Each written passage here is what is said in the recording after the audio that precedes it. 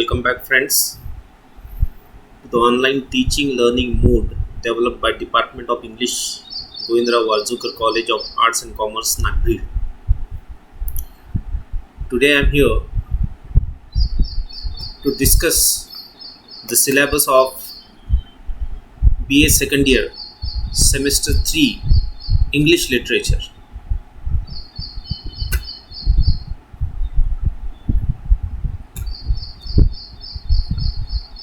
In this part for English Literature BA Second Year Semester 3,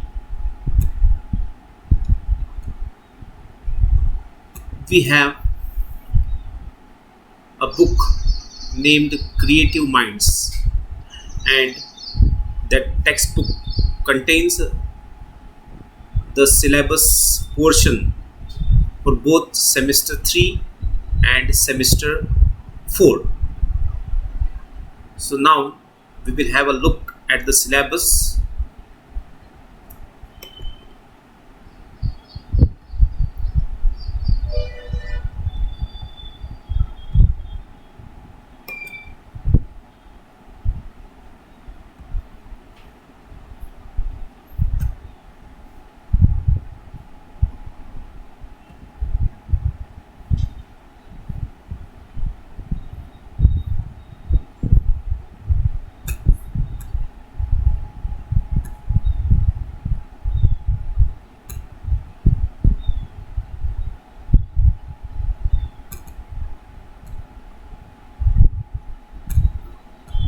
So here we have the syllabus prescribed by the Gondwana University for English Literature Semester 3 BA.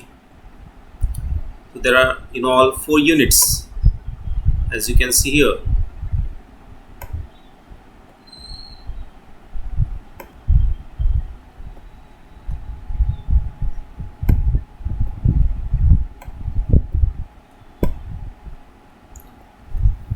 So in Unit 1, we have a novel to study. It is Silas Marner, and the novelist is George Eliot. In the second unit, we have 4 prescribed essays. The first essay of studies written by Francis Bacon. Second, The Trumpet Club, written by Sir Richard Steele. It's not Shri, it is Sir. Then number 3, The Man in Black, written by Oliver Goldsmith. Then number 4, Dream Children, written by Charles Lamb. In Unit 3, we have Literary Theory. That Unit 3 gives us information about the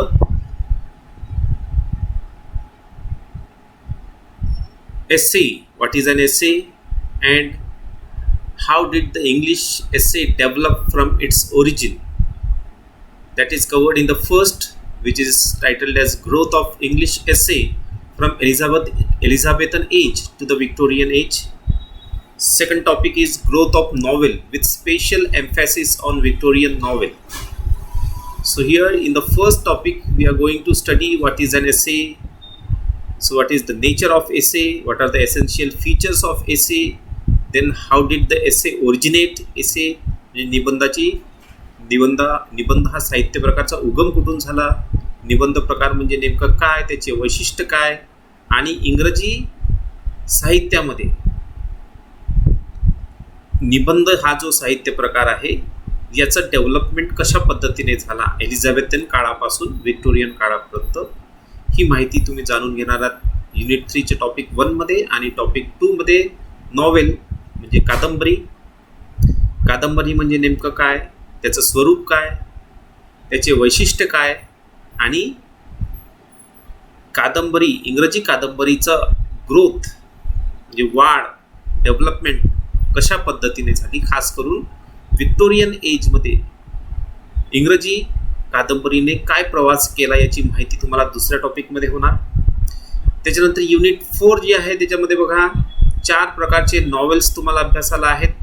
त्याच्यातलं पहिलं आहे picaresque novel. दुसरा आहे sentimental novel, तिसरा आहे historical novel आणि चौथा आहे गोथिक नॉवेल. हे 4 नॉवेल्स तुम्हाला युनिट 4 मध्ये हे नॉवेल्स म्हणजे ह्या नॉवेल्सचे जे प्रकार आहेत त्यांचं नेमकं स्वरूप काय, यांचे वैशिष्ट्य काय, हे तुम्हाला अभ्यासायला मिळतील युनिट 4 मध्ये. तर अशा प्रकारे एकूण हा तुमचा अभ्यासक्रम सेमिस्टर 3 इंग्लिश लिटरेचरसाठी राहणार आहे. त्यानंतर आपण सिलेबस बघितल्यानंतर युनिव्हर्सिटीचं क्वेश्चन पॅटर्न म्हणजे या सिलेबसवर आधारित युनिव्हर्सिटीची जी परीक्षा असेल त्या युनिव्हर्सिटीच्या परीक्षेमध्ये प्रश्नांचे स्वरूप, प्रश्नपत्रिकेचं स्वरूप काय असेल ते आपण बघूया. त्यासाठी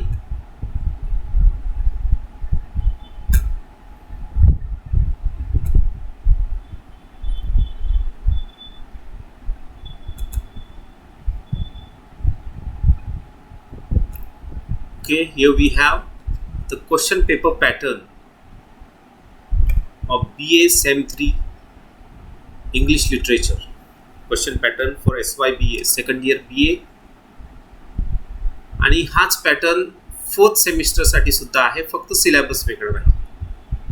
तर बघा, मॅक्झिमम मार्क्स 80 तुमच्या प्रश्नपत्रिकेवर, मॅक्झिमम मार्क्स 80 आणि हे म्हणजे विद्यापीठाच्या परीक्षेमध्ये तुमच्या पेपरला मार्क्स असतील 80 आणि बाकी 20 मार्क हे इंटरनल इव्हॅल्युएशनवर असतील, अंतर्गत मूल्यांकन ज्याला आपण म्हणू. आणि ते 20 मार्क जे अंतर्गत मूल्यांकनाचे आहेत ते तुमची हजेरी, महाविद्यालयातील विविध जे काही क्लास टेस्ट वगैरे होतील, प्रेझेंटेशन्स होतील, यावर आधारित तुम्हाला 20 मार्क्स मिळतील आणि बाकी 80 हे तुमच्या विद्यापीठाच्या परीक्षेवर राहतील. तर बघा, question number 1A, answer any one of the following questions in about 150 words, any one out of 2 based on unit 1. Unit 1 म्हणजे नॉवेल सायलस मार्नरवर आधारित तुम्हाला या प्रश्नामध्ये 2 प्रश्न दिलेले असतील, ज्याला आपण दीर्घोत्तरी प्रश्न म्हणू, ज्याचं उत्तर 150 शब्दांमध्ये अपेक्षित आहे. असे 2 प्रश्न सायलस मार्नरवर दिलेले असतील आणि त्या 2 पैकी एक तुम्हाला अटेम्प्ट करायचे आहे आणि मार्क आहे 10. Question number 1B, answer any one of the following questions in about 150 words based on unit 2. Unit 2 वर आधारित 2 प्रश्न विचारलेले असतील, त्यापैकी कोणताही एक प्रश्न तुम्हाला अटेम्प्ट करायचा आहे, 10 मार्क्स त्याच्यासाठी असतील. त्याच्यानंतर question number 2A, answer any 2 of the following questions in about 75 words each. याच्यामध्ये तुम्हाला 75 शब्दांमध्ये प्रत्येक प्रश्नाचं उत्तर द्यायचं आहे आणि एकूण युनिट 1 वर 3 प्रश्न विचारलेले असतील आणि त्या 3 पैकी तुम्हाला 2 कोणतेही अटेम्प्ट करायचे आहेत. प्रत्येक प्रश्नाच्या उत्तराला मार्क आहेत 5, म्हणजे 2 गुणिले 5 10 mark. Question number 2B, answer any 2 of the following questions in about 75 words each, any 2 out of 3. तर इथे हे जे 75 शब्दांमध्ये अपेक्षित उत्तराचे प्रश्न 3 विचारलेले असतील युनिट 2 वर आणि त्याच्यापैकी कोणतेही 2 तुम्हाला त्याचे उत्तर द्यायचे आहेत आणि त्याच्यासाठी 2 गुणिले 5 म्हणजे 10 मार्क. त्याच्यानंतर question number 3A, answer any one of the following questions in about 150 words, any one out of 2 based on unit 3. म्हणजे युनिट 3 वर हा दीर्घोत्तरी प्रश्न 2 विचारलेले असतील, त्यापैकी तुम्हाला एक अटेम्प्ट करायचा आहे, 10 marks. Question number 3B, answer any 2 of the following questions in about 75 words, any 2 out of 3 based on unit 3.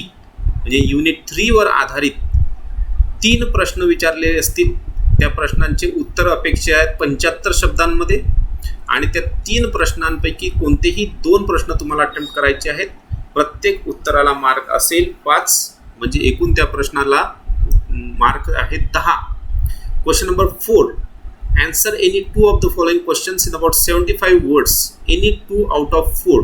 म्हणजे युनिट 4 वर आधारित 4 पैकी कोणतेही 2 प्रश्नांचे उत्तर तुम्हाला द्यायचे आहेत 75 शब्दांमध्ये.